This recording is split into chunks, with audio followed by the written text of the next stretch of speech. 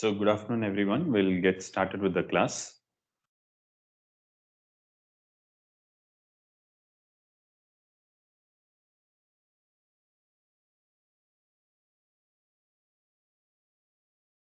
So I want to start with an important class of amplifiers, which are called as differential amplifiers. Okay. So we have already seen the concept of differential signals, Sir, right? Yeah. so in the last class, Yeah. we have studied, sir, in monostable multivibrator, it has, sir, one stable and one unstable stage, na? Right.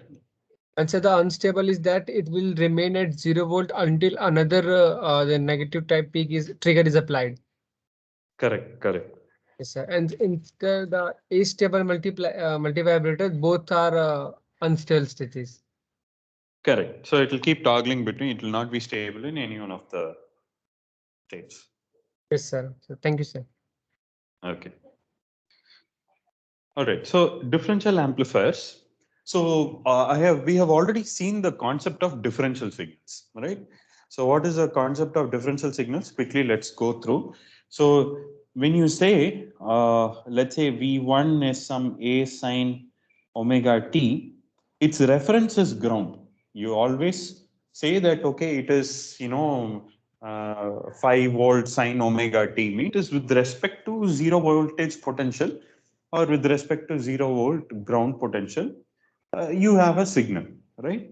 So this is how it is basically going to be. This is 0 volt. Now, differential signals. So basically, you will have two signals, right? Let's say V1 is some V naught plus A by 2 sine omega t, and V2 is some V naught minus A by 2 sine omega t. So the Vd, the differential signal, is V1 minus V2, which turns out to be A sine omega t, right? So this will be at some V naught with half the amplitude, or basically you have two signals which are of equal amplitude but with opposite phase, right? Or 180-degree phase shift between the two. Now, this is something that we have already seen. And we also saw the form by which we express differential signals. That is, if you have two arbitrary signals, right? Two arbitrary signals, they can have what is called as the common mode component, and they can also have what is called as a differential mode component, right? So if for arbitrary V1 and V2, we can say that the differential signal is given by V1 minus V2, and the common mode signal is given as V1 plus V2 by 2. Right? We have already seen that. We've already seen how to extract these two things. Okay. In fact, from this you can always write that V1 can be written as VCM plus VD by 2, and V2 can be written as VCM minus VD by 2. Basically both equivalent. Like you can go from two arbitrary signals which have both common mode and differential mode components. Now, just to give an illustration of what is, for example, let's say V1 can be given as some 2.5 volt plus, uh, 0.5 sine 2 pi 1000 t plus 0.01 sine 2 pi 3000 t. Okay. Now, V2 can probably be written as 2.5 volt plus 0.5 sine 2 pi 1000 t minus 0.01 sine 2 pi 3000 t. So if you look at these two signals, what are the common mode components? Basically, you add the two, the final term gets cancelled out. So basically, the common mode components are basically a 2.5 volt plus 0.5 sine 2 pi 1000 t. Okay, so this is the common mode signal which we have got by V1 plus V2 by 2. Right, and the differential mode signal is basically 0.02 sine 2 pi 3000 t. right? Which we got by V1 minus V2. All right. So your common mode signal can be both DC as well as some AC signal also. And we also saw some weeks back that how when you talk about differential signals, let's say when you have two traces running close together on a PCB, right? When you have a digital signal going and also an analog signal coming, or whether you have a very dirty power line running close to a very sensitive analog line. Now you'll have capacitive coupling between the lines, and you can end up with some kind of common mode components also. One of the classic common components in differential biomedical measurements is basically our 50 hertz noise. So because you have, our electric power which is at 50 hertz, 230 volt. Now, if you have a differential biomedical signal where, let's say, you're measuring some very small quantities, where and low frequency quantity, you will basically see a large 50 hertz component in both the signals, which if you pass through a proper differential amplifier, it will get eliminated. But unfortunately, many of the biomedical signals are extracted, or their sensors are all single-ended in nature, which is why we end up putting something called as a notch filter. Anyway, so now how do we build a circuit which can extract some A times V1 minus V2, right? Now we already saw the op-amp basically that its functionality, right? Its basic functionality can be written as V out is equal to the open loop gain minus multiplied by, let's say, the V plus terminal minus V minus terminal. Right? But now, how do you do it at a transistor level? How do you realize a functionality like this? So that we are going to see right now. Okay. So in many cases, what happens is differential amplifiers are used, and using op amps, we can build what is called as difference amplifiers. More sophisticated and a better version of it is what is called as an instrumentation amplifier, which is very widely used in sensor interfaces.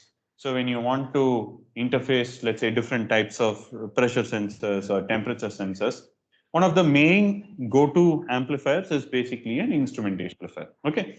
All right. Now, what is a differential amplifier? So I'm going to do both MOSFET and BJT side by side so that you're comfortable with both. And we'll just have a brief discussion so that you understand how to handle circuits like this. Okay. So if you look at a MOSFET version of a differential amplifier, this is how it basically, it's a very simple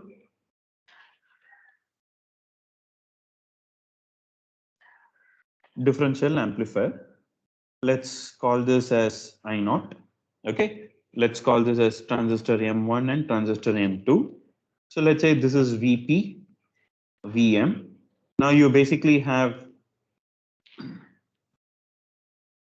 let's say, V out 1, V out 2, and the differential V out is taken, can be taken across the two terminals. So here you basically have an amplifier where you have a differential input and a differential output. Okay. Now the BJT equivalent. So first, before we go into the BJT equivalent, let us just try to understand how this works. Okay. So right now, let us say VP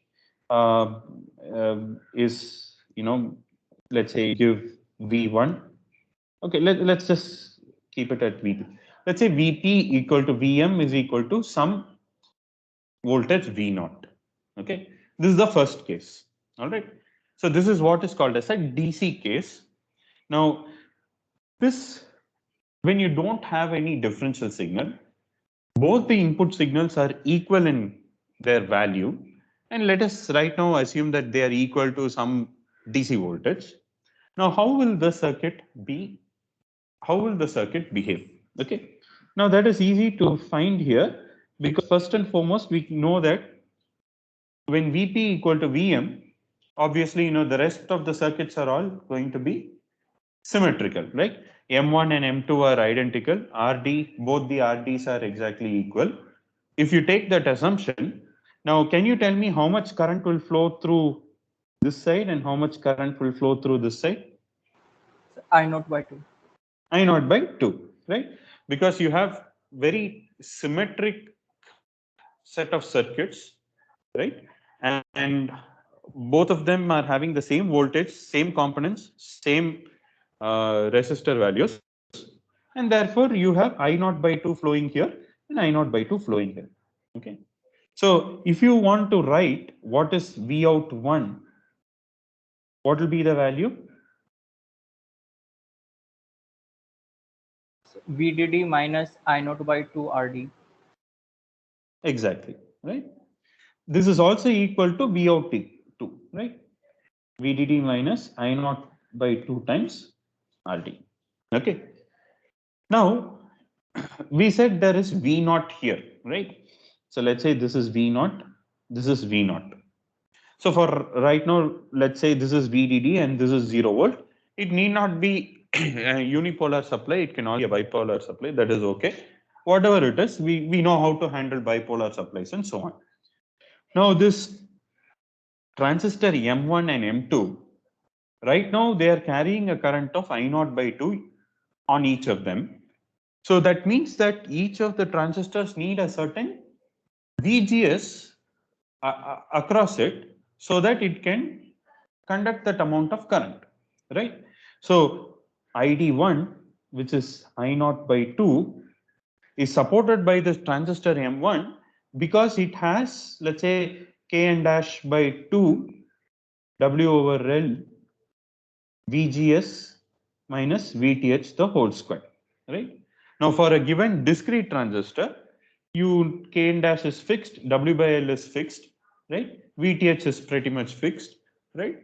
And therefore, you can find out the VGS1, which is also equal to the VGS of 2, such that it can support a current of I0 by 2.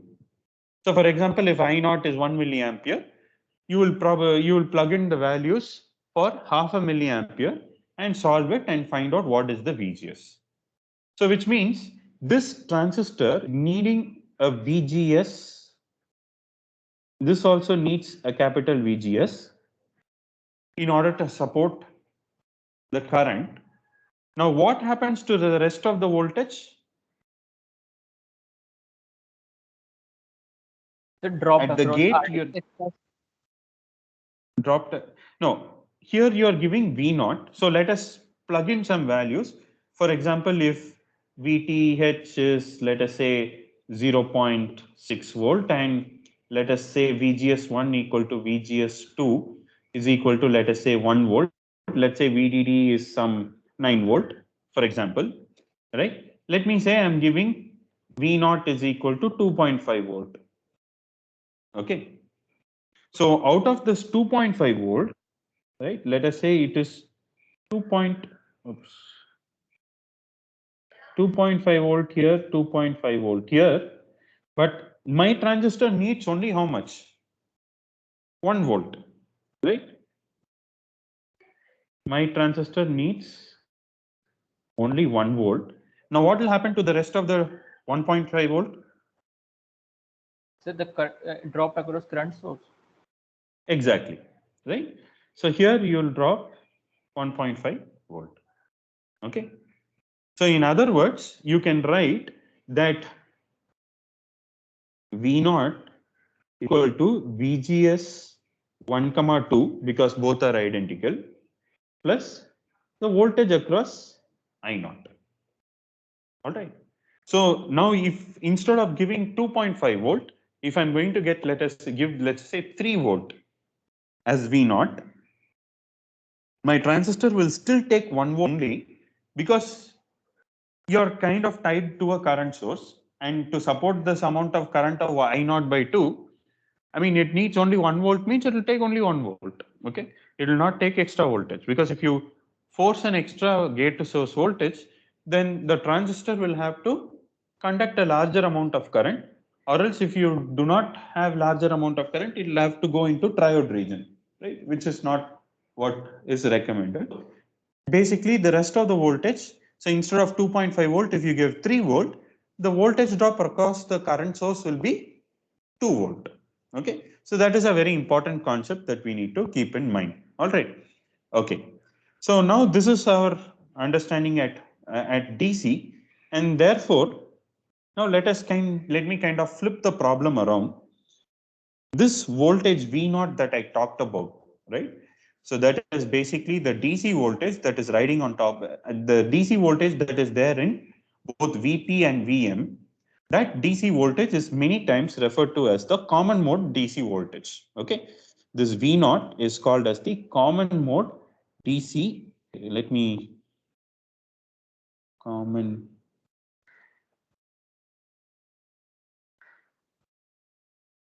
DC voltage. Okay, so let's call it as V capital CM. All right. So this V capital CM, typically when you take a differential amplifier, now the circuit that we are looking at is a variant of it is basically going to be the first stage of your op amp.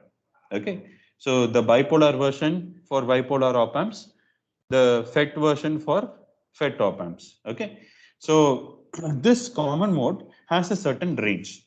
Now, what is the minimum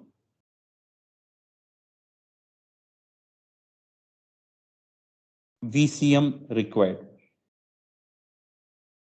Can you think and tell? Maybe I'll just draw it again here.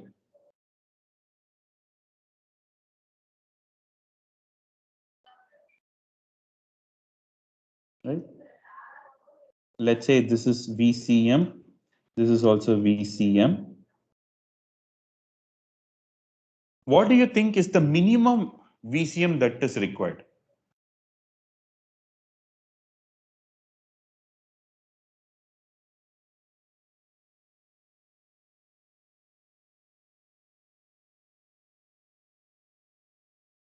So first of all, this VCM, as I wrote here, right, VCM in, we'll call it as VCM in because this is the input common mode voltage. So let me call it as the input common mode voltage is equal to basically the VGS of 1,2 plus the voltage across the current source.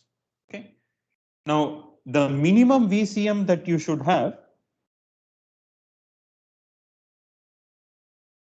should be at least the gate to source voltage of the two transistors, right? Because if I naught by 2 needs to be supported, at least, I mean, that corresponding VGS should be there. For example, instead of 2.5 volt, if I'm going to give 0.7 volt, what will happen? You're basically crunching the transistor, right?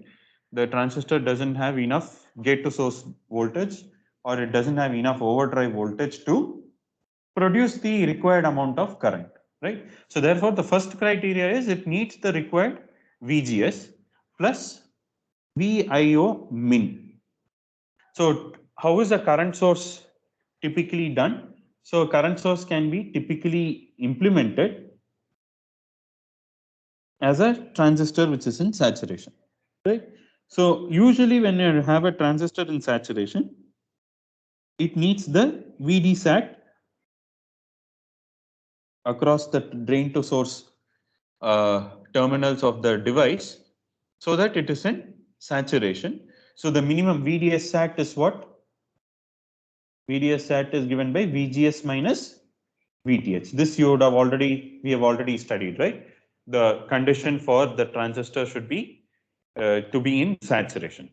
So typically there will be some minimum voltage that you need to put across the current source.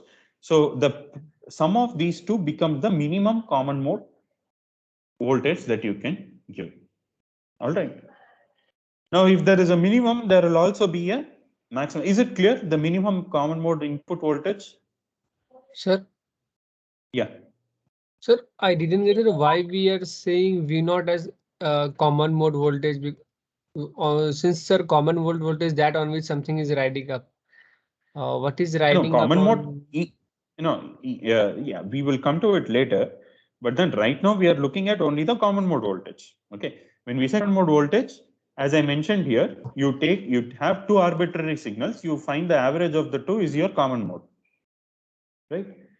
And in this case, we are giving a DC common mode signal. So you have two, for example, this thing that I wrote, right? This 2.5 volt is what I am talking about. Okay. Okay. Yes, sir. Yeah, we will come to the differential signal riding on top of it and things like that. But the definition of common mode is that you have two signals, you take the average, that is your common mode. Okay. Yes, sir. Got it, sir. All right.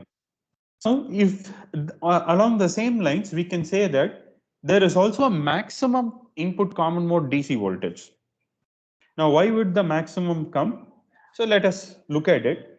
Now, this transistor M1 and M2, these two transistors need to be in saturation, right? So what is the condition for transistor to be in saturation?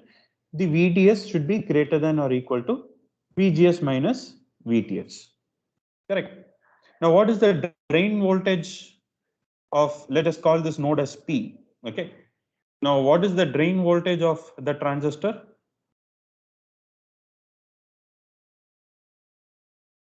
So VDD minus I. VDD minus I by 2 RD. VDD minus I naught by 2 times RD minus, let us say, VP. This is the drain to source voltage, greater than or equal to, let us say, VCM, right, minus VP minus VTH.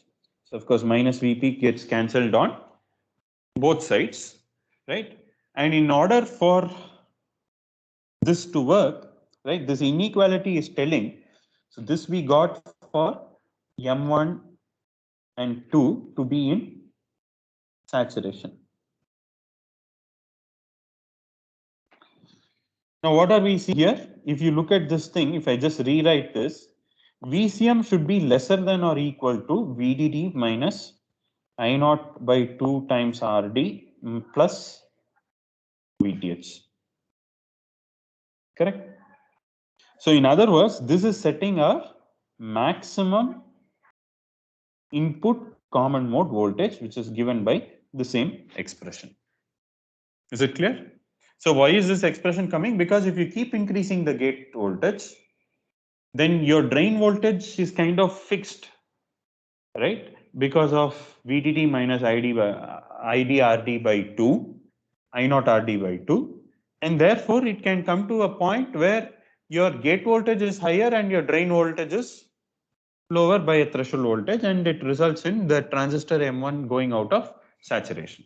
Okay, so this is basically going to give you the condition for the maximum input common mode voltage. So this is what is called as the input common mode range.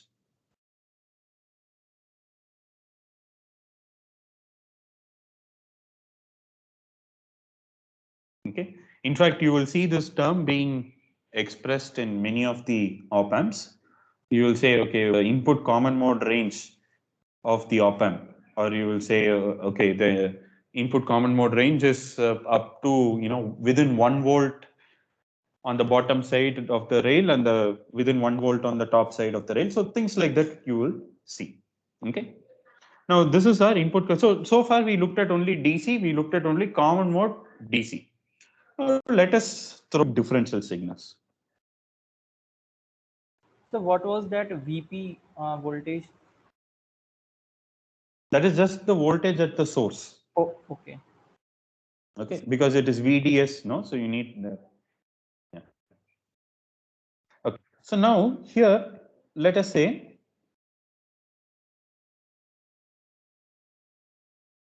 I'm having the same thing, but now I'm going to introduce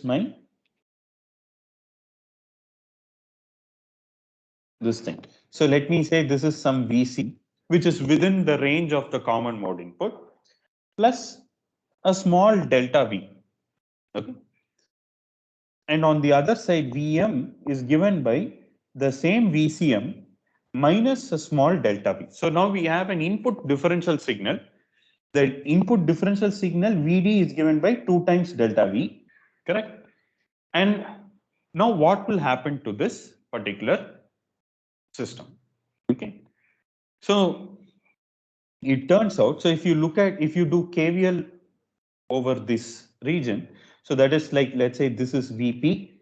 Sorry, yeah. Oh, okay. That is why it kind of confused, is it? This VP. Sorry. Let us, to avoid confusion, let's call this node as X. Okay. So V, you have VM and you have X. So this is VP. Here you have, let us say, VGS1 and a VX. And here on the other side, you have VM, VGS2, and then you have Vx.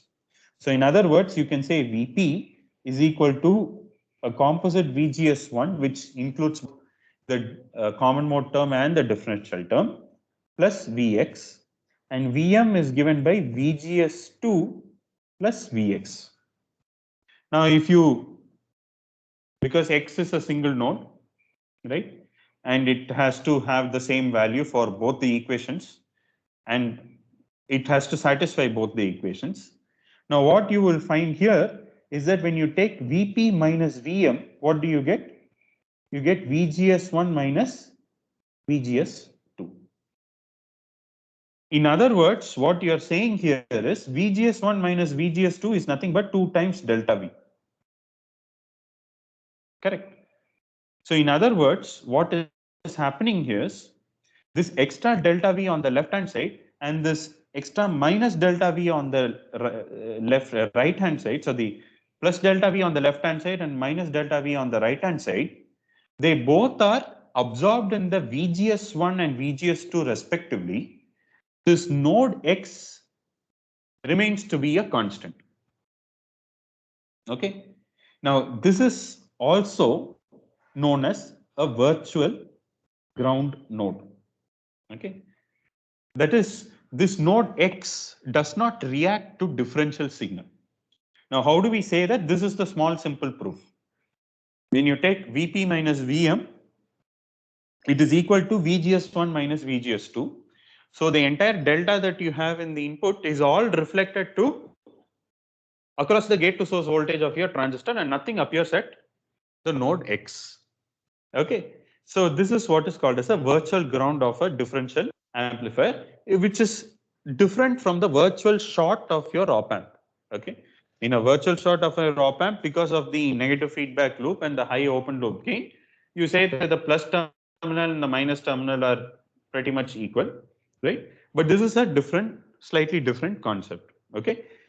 So now let us say, so in the absence of differential signal, we understood that I0 by 2 and I0 by 2 are flowing on both the sides. But we have found out that VGS1 is now extra by this delta V and VGS2 is reduced by the factor delta V. Okay. Now, you can basically say that the current that is flowing through the left hand side, will it increase or will it decrease? The increase. It will increase, okay, assuming that delta V is positive. So you will basically have I0 by 2 plus some delta I, right? And correspondingly, the same way here, the current which is flowing on the right hand side will be I0 by 2 minus some delta I. Now, as long as this delta V is in the small signal regime, that is delta V is much smaller than CM, right? We know that this transistor can be modeled as a linear transconductor, right? So how much will be this delta I?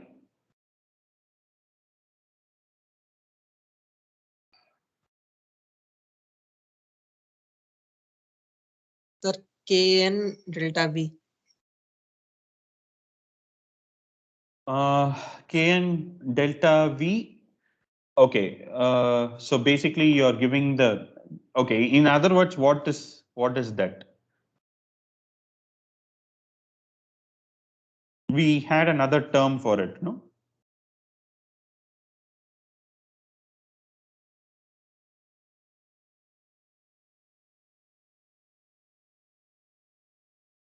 You remember when we had a transistor and you have some VDC? Correct, right?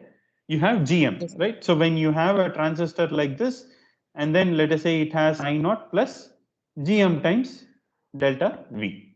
So as long as delta V remains to be a small signal, this delta I is given by Gm times delta V, and Gm being the transconductance of this transistor, and it relates your small signal input to input voltage to the small signal drain current. All right. So in other words, the left hand side you will have I naught by 2 plus Gm delta V, and on the right hand side you will have I naught by 2 minus Gm delta V. Now what will be the total current which is flowing through the bottom? I naught. It will be still I, okay? Because this at this junction, on one side you have little lesser current, on the other side you have a little more current, but they kind of compensate each other. So in other words, you say that the small signal current kind of circulates inside, okay, but the current which is flowing through the current source obviously remains to be the same. Okay, is it clear? Okay, so when you talk about this output voltage, we can write off, let's say this is V out 1 and this is V out 2. So how can we write V out 1?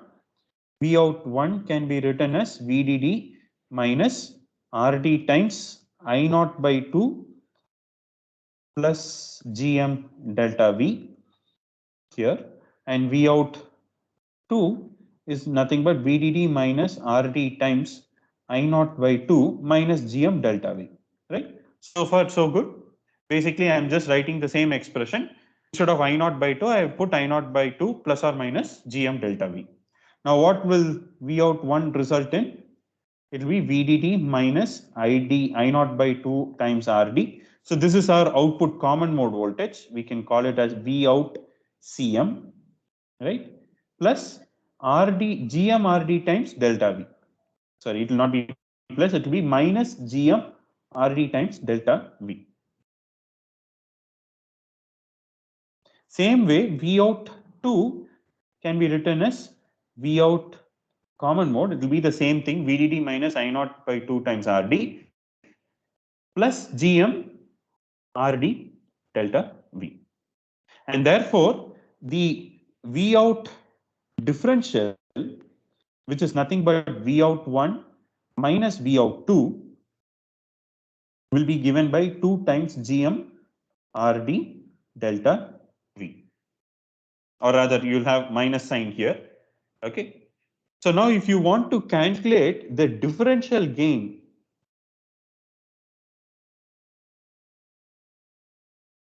that is, let us say mod of V out 1 minus V out 2 divided by V in P minus V in M, you will get what? You get 2 times Gm RD delta V.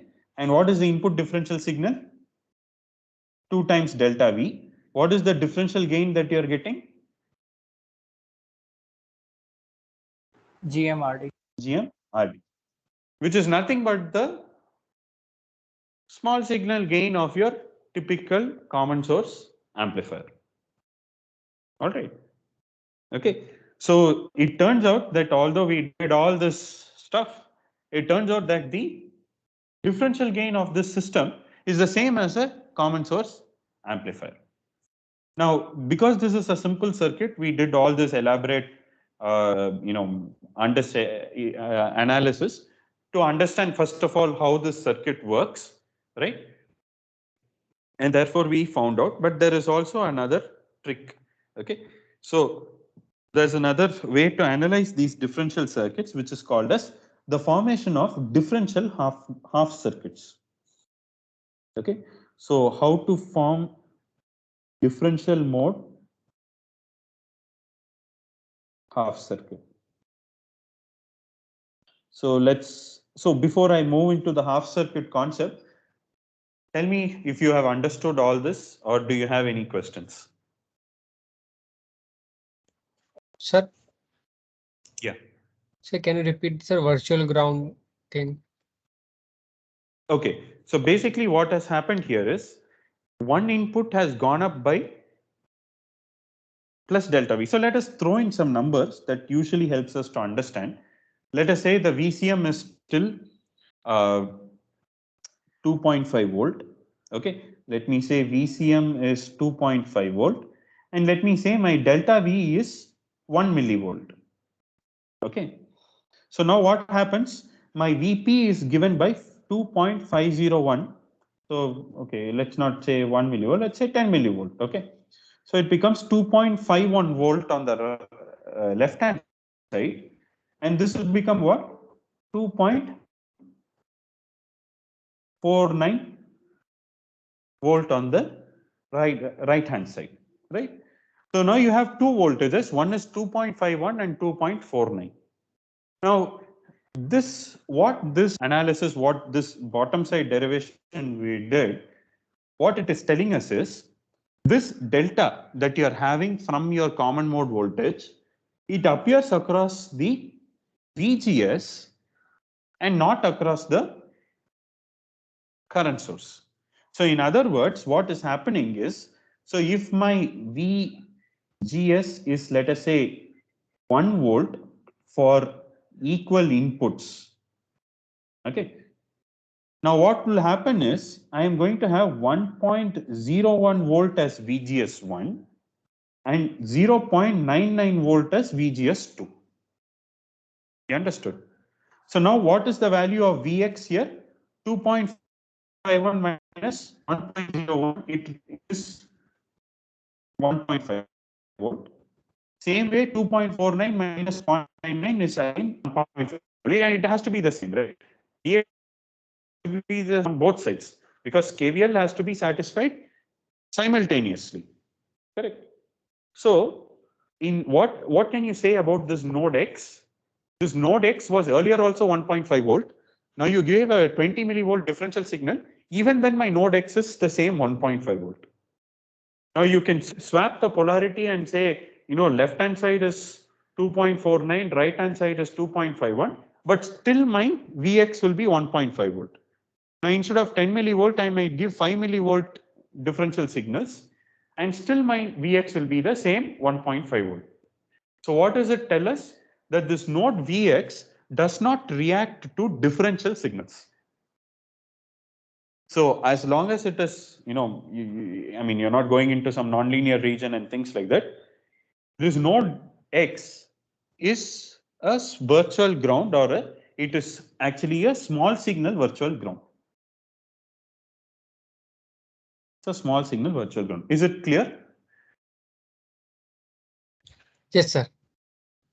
Thank you, sir. So now I gave you some examples with some DC values. Same thing you can visualize by saying that when you have a sinusoidal differential input, right? So the this might be a sinusoidal input coming like this, and this will be a sinusoidal input coming like this, but this will be still a constant DC voltage. Okay, so which is why this is a small signal virtual ground. All right. Otherwise, Yes, I sir. hope everything else is clear. Any other doubts? Okay, so now that there is inherently a lot of symmetry in this circuit, you can kind of break up this circuit into two halves. Okay, so you have, yeah, now before I just do this quickly, let me tell you, Vout1 is having, Vout1 is what? The left hand side. The small signal Vout1 is having minus GM RD delta V. And Vout2 is having small signal GMRD plus GMRD delta V. So in other words, if you were to give the name as Vout P and Vout M, which will be Vout plus and which will be Vout minus?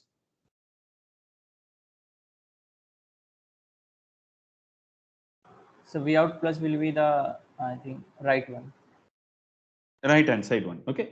So this becomes Vout P and this becomes Vout M. Now that is also understood, right? This is a common source amplifier. So between these 2 points, there will be a negative gain.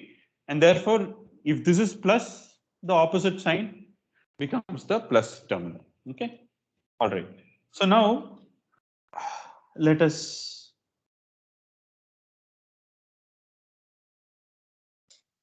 So this particular circuit can be dissected exactly at the middle.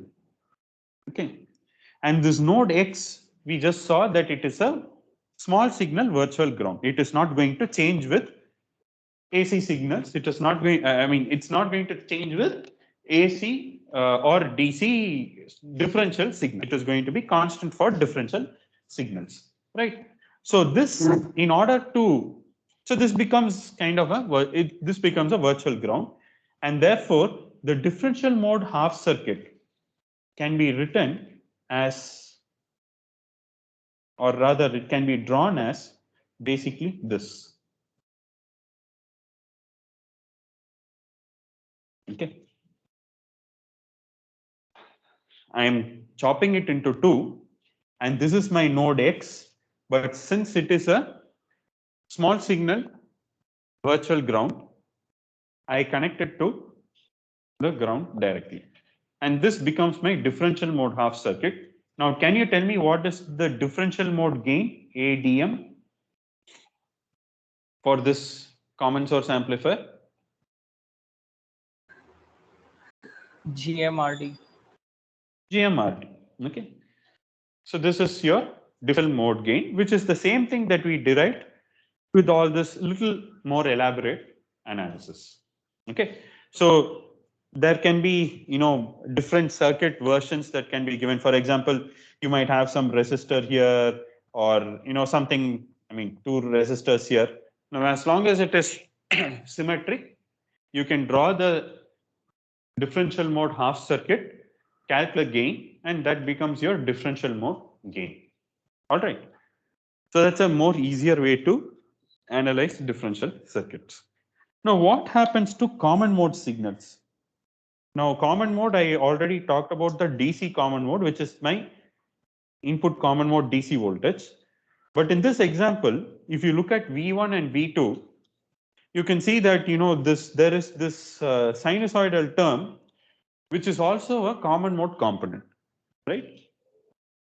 Now, how will my circuit react to this? All right. So, in order to understand that, so let us redraw this circuit.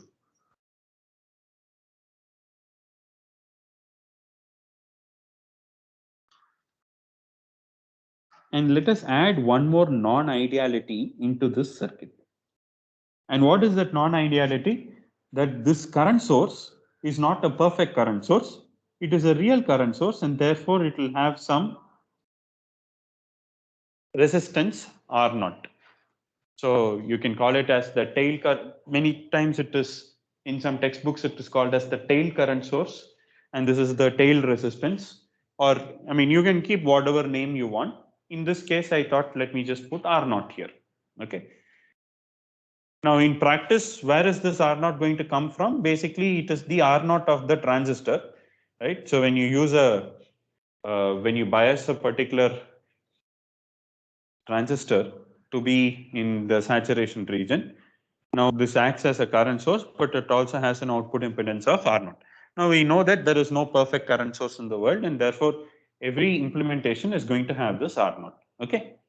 Now, let us say I am having a sinusoidal signal which is in phase. Now, when it is in phase, what happens to this node X?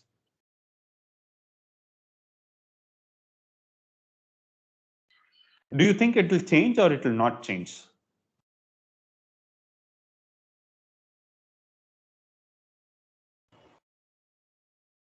So Change. Not, so not change. So let us write why it will not change. So let us write, so Vp is equal to VGS1 plus Vx, and Vm is equal to VGS2 plus Vx. Now Vp minus Vm is 0. Vp and Vm are constant here, right? So then what will happen? Let us say if you add both, Vp plus Vm becomes what? VGS1 plus VGS2 plus 2 times Vx, right? So now when you, I mean, you can take the average of the two, or I mean, it's just a factor of It's just a factor of, let us say, 2 being either divided by 2 or without division by 2.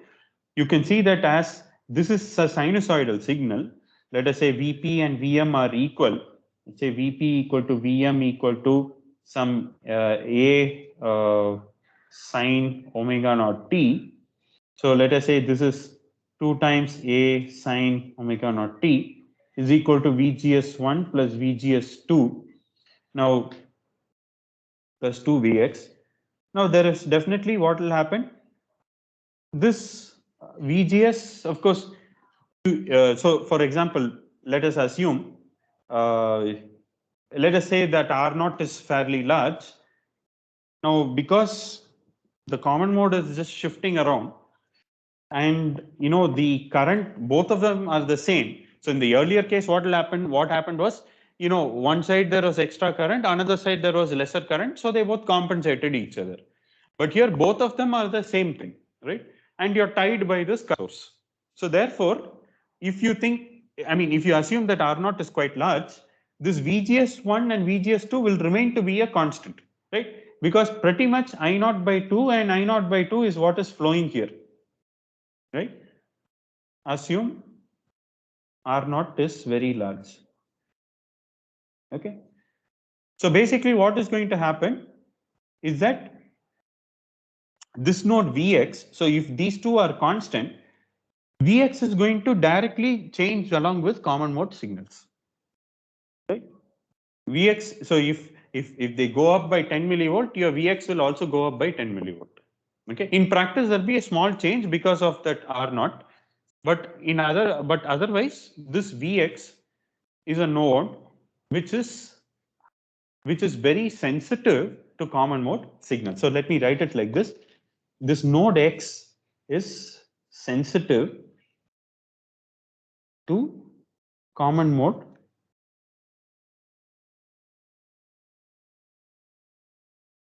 signals. All right. So which means that if you assume that R naught is very large and carries very negligible current, then pretty much X will follow your input common mode voltage. So if the input common mode signal, it goes up by 5 millivolt, X will also go up by 5 millivolt. If it goes down by 10 millivolt, X will also go down by 10 millivolt. Okay. So now here you cannot. So here basically we see that if R naught was not there, really there is, it is basically that, the VGS kind of remains to be constant, and then you don't have much problem happening. But now because you have R naught, now I said R naught is very, very large, and just kind of to help you understand the behavior of the node X. But now if you throw in R naught, which is some reasonable value of resistance, now what will happen? As Vx increases, there will be some current flow through R naught. Now because of the current flow through R naught, there will be, it will not be I naught by 2, I naught by 2 on both sides. It will be I naught by 2 plus some delta I, but both moving in the same direction, right? Now, how to analyze this circuit? We again use the concept of what is called as common mode half circuit.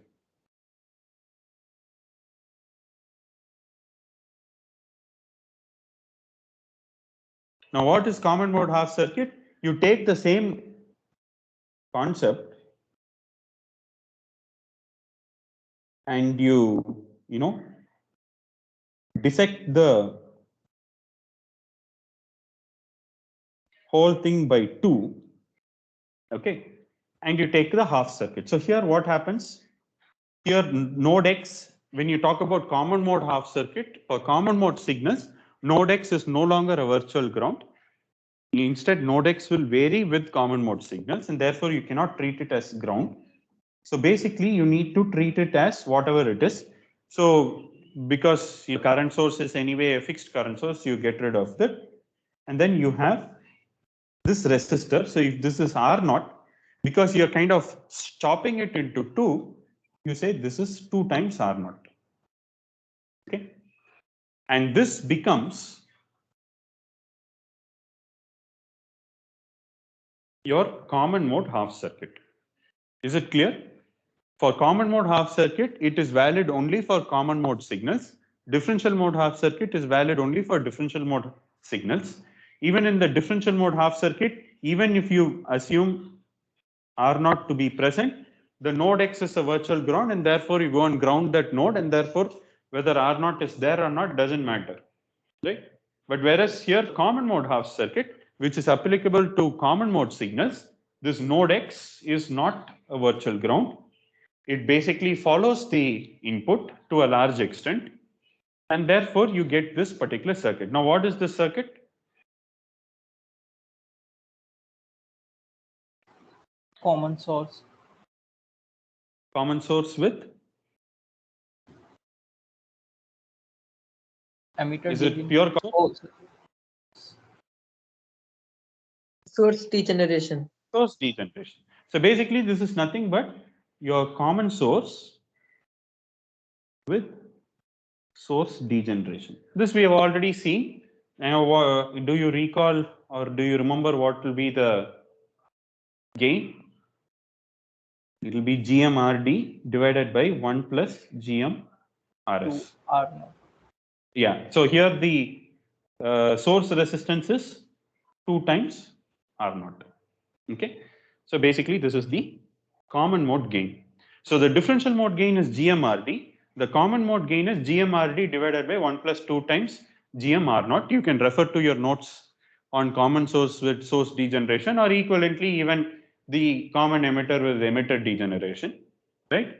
And therefore, you can see that the common mode gain is much lower, right? If you look at this expression, first thing is ACM is definitely less than ADM, correct? Because that is GMRD, this is GMRD divided by 1 factor.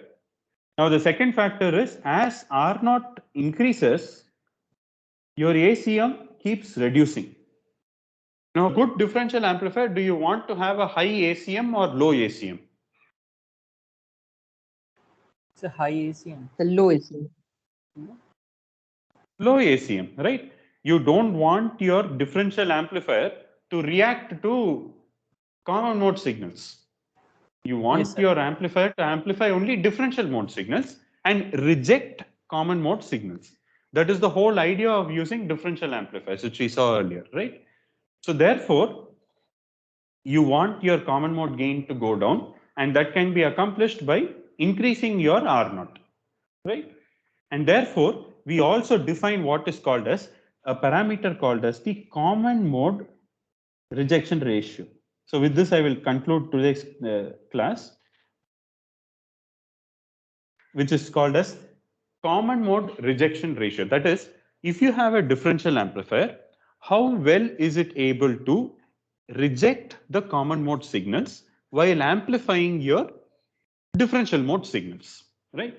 And this is acronymized as CMRR, okay? In fact, if you look at any op-amp data sheet, they will talk about CMRR. What is the CMRR at DC? What is the CMRR at higher frequencies, and so on, okay? Now, this is defined as the differential mode gain divided by the common mode gain. So if you have higher differential mode gain and lower common mode gain, you will end up having an amplifier which has a higher common mode rejection ratio or a higher CMRR. So let us find out what is the CMRR for this amplifier that we talked about today. This is GMRD divided by GMRD divided by 1 plus 2 times GMR naught. So this turns out to be 1 plus 2 times GMR naught. This is the CMRR value of this particular amplifier. Okay. Now at higher frequencies, what will happen is, because you will have some capacitance here. Let's call it a C naught, right? At higher, this capacitance comes from the gate to source capacitance, the drain to bulk capacitance of your current source. So all the parasitic capacitances will be there. Now, as you can see here, this C naught will come in parallel with R naught, and at higher frequencies, you will see that the common mode gain will start increasing, because the C0 and R0 parallel combination will basically bring down the effective impedance.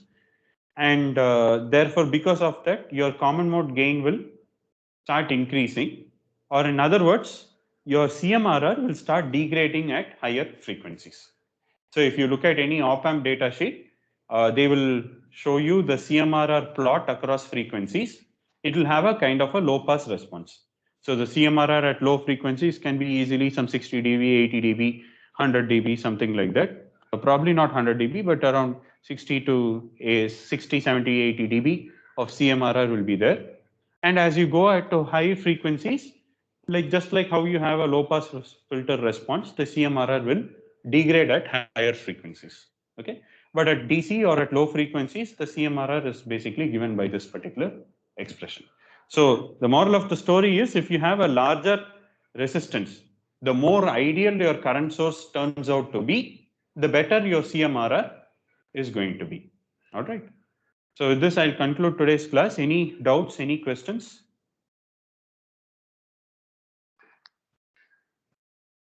Okay.